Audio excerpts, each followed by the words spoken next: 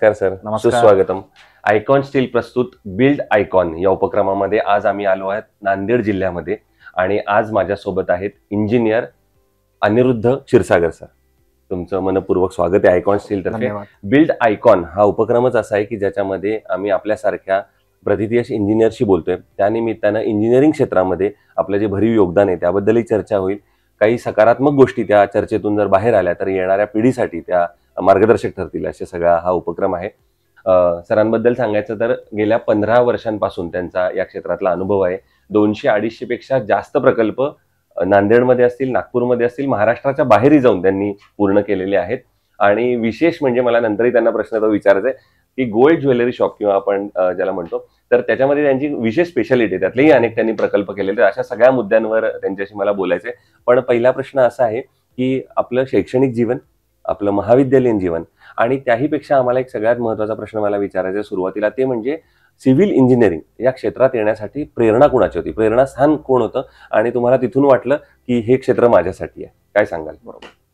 मुळात 1998-99च्या काळामध्ये जर्नालिझम आणि MBAच्या सगळ्या या वातावरणामध्ये बरोबर मला कुठेतरी असं वाटलं होतं की MBA करावं, एक जर्नालिस्ट व्हावं. परंतु डिपेक्स नावाचं एक शासनाचं प्रदर्शन असते, टेक्निकल एज्युकेशन डिपार्टमेंट तर्फे ते होतं आणि त्या एक्झिबिशन बघण्यासाठी मी गेलो आणि त्या ठिकाणी खूप मोठमोठे आर्किटेक्ट्स, इंजिनियर्स आणि या विषयातल्या तज्ज्ञ लोकांची लेक्चर्स मला ऐकायला मिळाली. त्यामध्ये कुलकर्णी सर संभाजीनगरहून आलेले होते, अजय कुलकर्णी सर यांचंही लेक्चर होतं आणि त्या लेक्चर पासून थोडं आम्ही या विषयाकडे आम्ही प्रभावित झालो आणि कसं या क्षेत्राकडे वळालो हे कळालंच नाही आणि शेवटी सिव्हिल इंजिनियर म्हणून आज आपल्या समोर आहे, काम करतो आहे.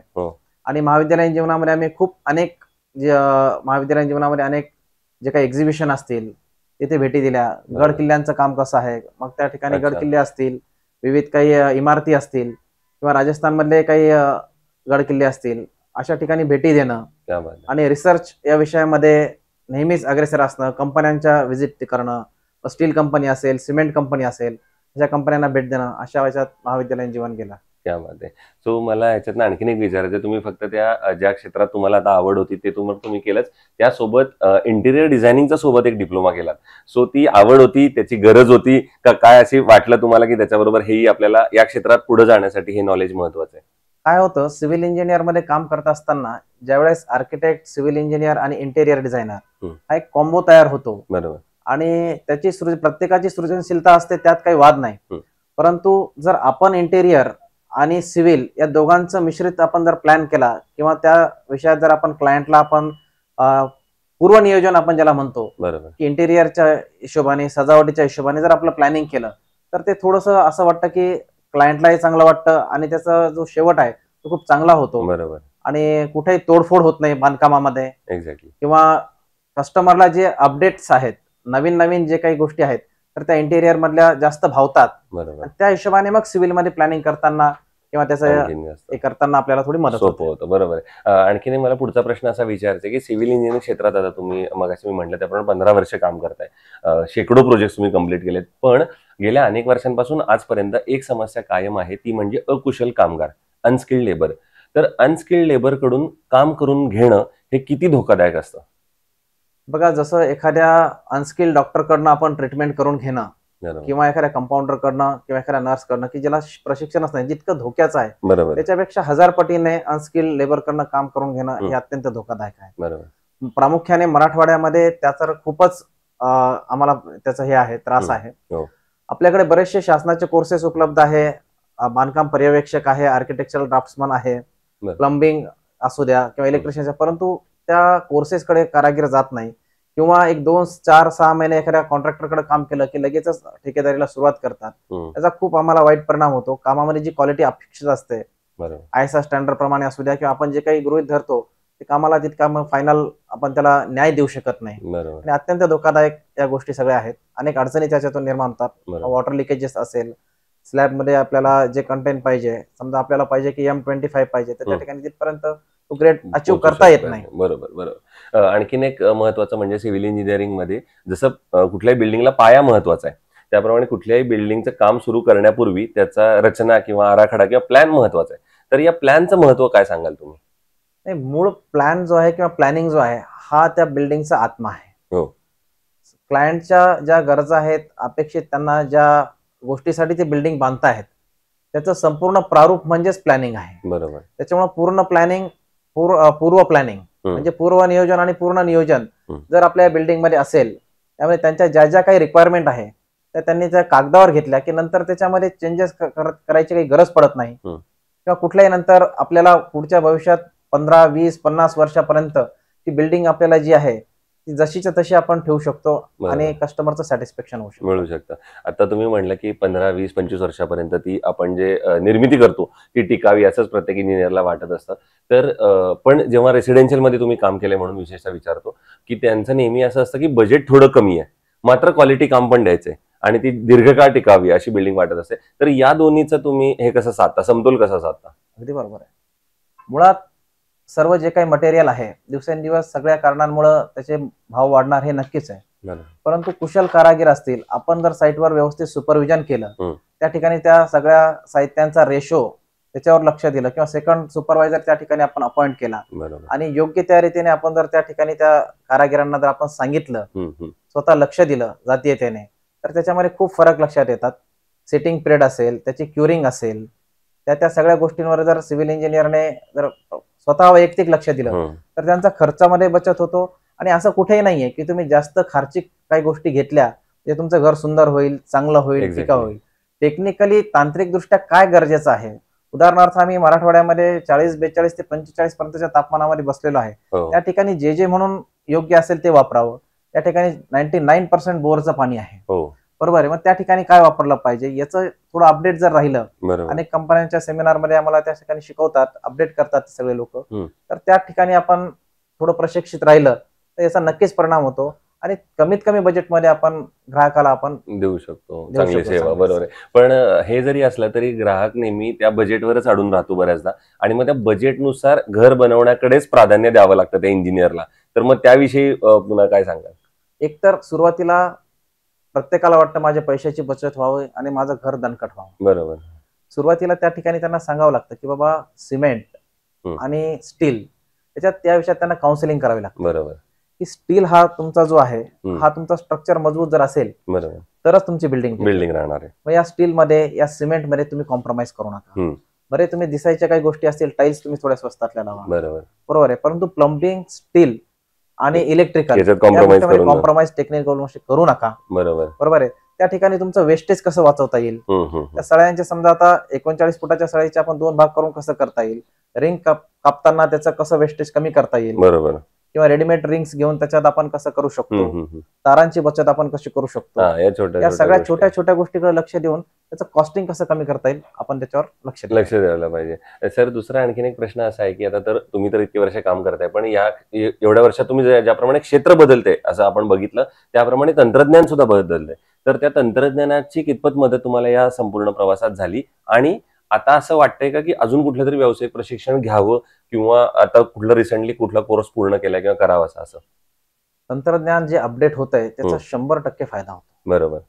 आपण जर एक 30-40 वर्ष पूर्व जर पाठीमागे गेलो आणि आपण माल मिक्स करायचे जर आपण सगळे आपल्या मशिनरी बघितल्या आणि आजच्या बघितल्या तर खूप फरक आहे. बरोबर. मुख्यत्वाने मी पाईल फाउंडेशन मध्ये म्हणेल की पाईल फाउंडेशन आपण पूर्वी जे आहे हाताने करायचो, आपण मॅन्युअली करायचो. आज पाईल्सच्या मोठमोठ्या मशीन्स निघालेल्या आहेत आणि त्या ठिकाणी आपण इमारतीची उंची वाढू शकतो, त्याचं आयुष्य वाढू शकतो. अनेक तंत्रज्ञान असेल, मग त्या ठिकाणी तुमच्या टाईल्सच्या ऍडेसिव्ह लावण्यापासून, त्या पत्र्यापासून असेल, तुमच्या पेंटच्या तुमच्या रोलर पर्यंत असेल, तुमच्या कुदळ पावड्यापासून असेल, तुमचं व्हायब्रेटर असेल, फ्लॅट व्हायब्रेटर असेल, निडल व्हायब्रेटर असेल, या सगळ्या गोष्टींचा तंत्रज्ञानाचा आम्हाला खूप फायदा होतो आणि मला नक्की आवडेल कुठलंही प्रशिक्षण असेल अपडेट व्हायला मला खूप आवडेल आणि नक्की मी याचा प्रयत्न करेन. बरोबर. आपण एकीकडे म्हणतो की संपूर्ण भारताच्या विकासामध्ये अभियंत्यांचं किंवा इंजिनियरचं फार मोठं योगदान आहे, मात्र मग एका शहराच्या मूलभूत विकासांमध्ये इंजिनियरची काय भूमिका असली पाहिजे असं तुम्हाला वाटतं किंवा काय भूमिका ते बजावतात असं तुम्हाला वाटतं? 2 गोष्टी आहेत. आपण संपूर्ण देशाचा आणि शहराचा आपण वेगवेगळा विचार करूया. बरोबर. ज्यांना आपण सिव्हिल इंजिनिअरिंग किंवा इंजिनिअरिंगचा आपण प्रणेते आदर्श मानतो, सर विश्वेश्वरा मोक्षगुंडम विश्वेश्वरय्या जे आहेत, आपण जर आज भारतात विचार केला तर जे टॉपचे धरणं आहेत किंवा ज्या ऐतिहासिक इमारती आहेत, त्याच्यामध्ये संसद भवन असेल, भाकरा नांगल डॅम असेल, अशा अनेक की त्याला पिढ्यानपिढ्यांपासून फायदा होतोय. हे योगदान एका अभियंत्याचं आहे. आता रोड्स आपण जर 25 वर्षापूर्वी कारगिल, लेह, लद्दाख या ठिकाणी जर गेलात तर 16-16, 18-18 तासांचा प्रवास असेल, सुरक्षा विषयातले काही रोड्स असतील तर त्यामध्ये अभियंत्यांचं नक्कीच योगदान आहे. आज खूप अपडेट झालेला आहे. आपण मनालीवरनं आपण रोहतक पर्यंत आपण जर गेलात तुमच्या लक्षात येईल की 4 ते 5 तासांचा प्रवास कमी झालेला आहे. आता याच विषयाने जर आपण शहरामध्ये आलो तर अभियंत्यांची नक्कीच जबाबदारी आहे की आपण महानगरपालिकेने किंवा त्या ठिकाणच्या स्थानिक स्वराज्य संस्थांनी जी काही तुम्हाला परवानगी दिलेली आहे त्या परवानगीप्रमाणेच जर आपण बांधकाम केलं तर त्यात बऱ्याचशा गोष्टी त्याच ठिकाणी आपल्या सॉल्व्ह होतात. म्हणजे समजा एखाद्या ठिकाणी आग लागली आहे तर फायर फायटिंग वाल्यांना त्या ठिकाणी योग्य पद्धतीने त्यांना बचाव करता येतो. सुरक्षेच्या गोष्टी आपल्याला सर्व हे करता येतात आणि शहर सुटसुटीत राहतं, क्लीन राहतं आणि यामध्ये नक्कीच अभियंत्यांची खूप मोठी भूमिका आहे असं मला वाटतं. दुसरं असं की तुम्ही आता इतके वर्ष काम करताय पण ओव्हरऑल सिव्हिल इंजिनिअरिंग या इंजिनिअरिंग ॲज अ सेक्टर तुम्हाला याचा भविष्य काय दिसतं या संपूर्ण क्षेत्राचं लॉंग टर्म मध्ये? मला असं वाटतं की अनेक गोष्टी आपण जर थोडं इतिहासात गेलो तर अनेक गोष्टी आल्या, काही गोष्टी नामशेष झाल्या. परंतु इंजिनिअरिंग मग त्यातल्या अनेक प्रकारचे इंजिनिअरिंग असतील, त्यातल्या त्यात सिव्हिल इंजिनिअरिंग असं आहे याला पुढचे अनेको वर्ष, हजारो वर्ष याला मरण नाही. याच्यातलं फ्युचर जे आहे ते ब्राईट आहे. अनेक गोष्टी आता जशा लोकांच्या गरजा बदलल्या आहेत, त्यांच्या रिक्वायरमेंट बदललेल्या आहेत, तशा बिल्डिंग मधल्या, कन्स्ट्रक्शन मधल्या त्यांच्या गरजा बदललेल्या आहेत आणि खूप याला स्कोप आहे. मी सगळ्या नवीन विद्यार्थ्यांना वगैरे आवाहन करेल की नक्की तुम्ही सिव्हिल इंजिनिअरिंगकडे, आर्किटेक्टकडे तुम्ही वळावं आणि छोटे छोटे जे काही कोर्सेस आहे, प्रत्येकाला इंजिनिअरिंग नसेल करता येईल, आर्किटेक्चरल ड्राफ्ट्समन असेल, बांधकाम पर्यवेक्षक असेल, असे छोटे ITI चे काही कोर्सेस असतील, असे करून सुद्धा हे करू शकतात. शासनाने आता मेक इन इंडियामध्ये खूप कामे चालू केलेली आहेत. सुशिक्षित बेरोजगार अभियंत्यांना कुठलेही EMD नाही, कुठलेही डिपॉझिट नाही आणि 30 दिवसांच्या आत पेमेंट करणं, या अशा खूप काही गोष्टी दिलेल्या आहेत. तर मला असं वाटतं या सर्वांचा फायदा या क्षेत्राला नक्कीच होईल आणि उज्ज्वल भविष्य त्या अभियंता क्षेत्रामध्ये असं मला दिसतंय. त्यामध्ये मगाशी बोलताना आपण 2 मुद्द्यांवर बोललो, ते म्हणजे एक होतं की एक कारकीर्द करताना इतक्या वर्षांची तुम्हाला नक्कीच आव्हानं आली असतील, तर एखादी अशी घटना किंवा प्रसंग आठवतोय का की किंवा सुरुवातीचा पहिला प्रोजेक्ट मिळणं हे एक आव्हान असतं कुठल्याही इंजिनिअरसाठी की पहिलाच प्रोजेक्ट कोणी देत नाही कारण आपण शिकलेलो असतो आणि अनुभव नसतो आणि अनुभव नाही कारण कोणी काम देत नाही असं. तर अशा कुठल्याही संपूर्ण कारकिर्दीतला एखादा आव्हानात्मक टप्पा सांगू शकाल का ज्याच्यावर आपण मात केलीत? नक्कीच. प्रत्येक नवीन अभियंत्याला नवीन साईट मिळणं, चांगली साईट मिळणं हे आव्हान असतं. आमच्याकडे नांदेडमध्ये गुरुत्व गद्दीच्या नंतर आम्ही कामाला सुरुवात केली आणि त्यावेळेस खूप त्या ठिकाणी रोड वाइंडिंगची कामं झालेली होती आणि मुख्यत्वे जुन्या बिल्डिंगला रिपेअर करणं अशा साईड आमच्या वाट्याला आल्या. रिडेव्हलपमेंट आणि त्याच्यामध्ये खूप कस लागतो. एक काम करायला गेलं दुसरं काहीतरी निघतं. त्याच्यात त्या काळात कारागिरांची खूप कमतरता होती. वेळेत काम करून द्यायचं, ते गुरुत्वाच्या गद्दीमध्ये आम्हाला खूप आव्हानं आम्हाला या ठिकाणी पेलावं लागली. अविस्मरणीय हा एक पण महत्त्वाचा टप्पा आहे. आणि दुसरं तुम्ही आता मगाशी उल्लेख केलात पण पुन्हा एकदा विचारेन की जी तरुण पिढी या क्षेत्रात येते तर त्यांना तुम्ही काय सांगाल? हे क्षेत्र तुम्ही आता सांगितलंच की या क्षेत्रात खूप संधी आहेत, मोठ्या संख्येने या क्षेत्रात या, पण या क्षेत्रात येताना असा काहीतरी एक मंत्र सांगाल का की तो घेऊन तुम्ही या क्षेत्रात तुम्हाला यश नक्की आहे? बरोबर. एकतर हे क्षेत्र जे आहे हे दैविक क्षेत्र आहे, वैश्विक क्षेत्र आहे. या भारत मातेचं मला काहीतरी ऋण देणं आहे. मला खरोखर आता सैनिक असेल तो त्या सैनिक त्या बॉर्डरवर जाऊन काम करतो, त्याचं प्रामाणिकपणे काम करतो, पण मी माझ्या क्षेत्रामध्ये या क्षेत्रामध्ये प्रामाणिक काम करेल आणि या ठिकाणी सृजनात्मक काम करेल असं एक शपथ घेऊन किंवा असं एक करून आणि सृजनशील आपण राहून नवीन नवीन सगळ्या गोष्टी शिकून आपण एक नवीन भारत घडवण्यासाठी एक चांगला प्रयत्न आपण केला पाहिजे माझ्या असं मला वाटतं. यामध्ये आजवर तुम्ही इतकी बांधकामं केली तर त्यामध्ये स्टील हा अर्थातच त्या बांधकामाचा आत्मा आहे. तर ते स्टील निवडताना तुम्ही काय पॅरामीटर बघता की कसं स्टील असलं पाहिजे, कुठलं स्टील तुम्ही निवडता बांधकामासाठी? त्याच्या काही पॅरामीटर्स, क्वालिटी त्याच्यामध्ये काय, बिल्डिंग कुठली आहे, त्याच्यानंतर बिल्डिंगचा स्पॅन काय आहे, त्या ठिकाणचं फाउंडेशन काय आहे, त्यानुसार आम्ही स्टीलची निवड करतो आणि त्यामध्ये आम्ही स्ट्रक्चरल डिझायनरचा सुद्धा ऍडवाइस घेतो. त्या ठिकाणी आता समजा उदाहरणार्थ कुठल्या स्टीलमध्ये DS आहे, D आहे, 500 त्याचं स्ट्रेंथ आहे किंवा त्याला रश कुठल्या याला कमी लागते, या सगळ्या गोष्टी आहेत.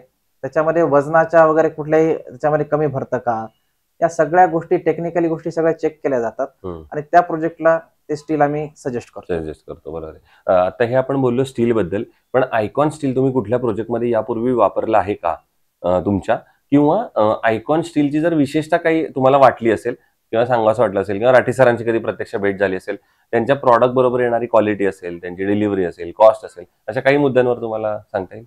बरोबर आहे. आयकॉन स्टील माझ्या बरेच प्रोजेक्टमध्ये मी वापरला आहे. आताही माझे बरेचसे प्रोजेक्ट चालू आहे ज्यामध्ये आयकॉन स्टील आपण वापरतो. तर इतर स्टीलमध्ये जे आहे तर 550D आणि यांच्याकडे जे आहे ते 550DS, त्या स्ट्रेंथचा जो फरक आहे त्यासाठी मी थोडं प्रेफर करतो की आयकॉन स्टील हे बेटर आहे. राठी सरांविषयी जर सांगायचं झालं तर अत्यंत अपडेट राहणारे व्यक्ती आहे. ज्या ज्या गोष्टी स्टील क्षेत्रामध्ये नव्याने येतात त्या अप्लाय करणं, त्यामध्ये रश साठीच्या काही गोष्टीच्या कोटिंग असतील किंवा भट्टी जी असते, स्टीलची जी भट्टी असते ती भट्टी अपडेट करणं, त्या टेक्नॉलॉजी त्यांच्या मला खूप आवडतात आणि त्यामुळे आयकॉन स्टीलला मी खूप खूप शुभेच्छा देतो. वा, आणखीन एक मगाशी गप्पांमध्ये विषय निघाला पण मी मिस केला, ते म्हणजे गोल्ड ज्वेलरी शॉप्सचं, रिटेल शॉपचं तुम्ही केलेलं काम. तर तो इन्सिडन्स कसा होता, किंवा त्याच्यात कसं तुम्ही गेलात आणि नंतर त्याची कामच मिळत गेली जास्त, किंवा असं कसं घडलं ते सगळा प्रवास? बरोबर आहे. आदिलाबाद मध्ये एक ज्वेलरी शॉपचं छोटंसं काम मिळालं आणि ते खूप तनमन धनपूर्वक केलं आणि त्यामध्ये इंटेरियर आणि सिव्हिल असं मिक्स असल्यामुळे संपूर्ण बिल्डिंगचा जो लुक होता त्यासाठी मी जवळपास इंदोर, दिल्ली, हैदराबाद या सगळ्या ठिकाणी, की माझ्यासाठी ते नवीन प्रोजेक्ट होता. बरोबर. या सगळ्या ठिकाणी जाऊन नेमकं काय त्या ठिकाणी अपडेट्स आहे, सिक्युरिटीचे काय काय गोष्टींची काळजी घेतली पाहिजे, कारण की गोल्डचा विषय आहे.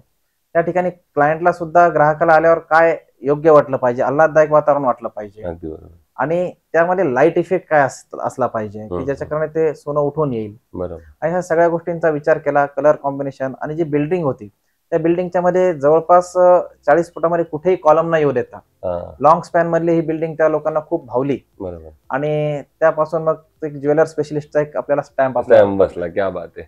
सो हे होते मी म्हणेन असं ज्वेलरी स्पेशलिस्ट, किंवा असं म्हणलं तरी वावगं नाही ठरणार. गेल्या 15 वर्षांपासून अनिरुद्ध शिरसाट सर या क्षेत्रामध्ये काम करतात. पण त्यांनी सांगितलं तसं सगळ्यात महत्वाचा मला एक मुद्दा वाटतो, ते जी तरुण पिढी येणार आहे त्याच्यासाठी त्यांनी अगदी एका वाक्यात सांगितलं की तुम्ही नक्की या क्षेत्रामध्ये संधी अमर्याद आहेत, पण येताना त्यासाठी जे लागणारं नॉलेज आहे किंवा जो लागणारा अभ्यास आहे तो मात्र तुम्ही करून या, मग तुमच्या सर्व संधी वाट बघतात. पैसे वगैरे हे त्या क्षेत्रामध्ये येतात आणि सगळ्यात महत्वाचं त्यांचं या क्षेत्रातल्या योगदानाबद्दल बरोबर सामाजिक काम सुद्धा तितकंच महत्वाचं आहे. म्हणजे हे आपण समाजाचं ऋण आहे जे आपण फेडलं पाहिजे या निमित्तानं, हेही तुम्ही लक्षात घ्या. हे होते पुन्हा एकदा सांगतो engineer Anirudh Shirsat sir. Sir पुन्हा एकदा मनपूर्वक आभार की तुम्ही आज या बिल्ड आयकॉन या उपक्रमात सहभागी झालात. आणि आता तर फक्त 15 वर्षांचाच टप्पा पार झालेला आहे, 200-250 प्रोजेक्टचा पार झालेला आहे. मला असं वाटतं की 500 प्रोजेक्टचा जेव्हा आणखीन एक टप्पा होईल तेव्हा आपण पुन्हा या निमित्तानं भेटू. सो आगामी काळात जे तुम्ही प्रकल्प कराल, रेसिडेन्शियल असतील, कमर्शियल असतील, त्या सर्वांसाठी आयकॉन स्टील तर्फे आणि माझ्यातर्फे मनपूर्वक शुभेच्छा. आपले आणि आयकॉन स्टीलचे मनपूर्वक आभार. धन्यवाद. All the best.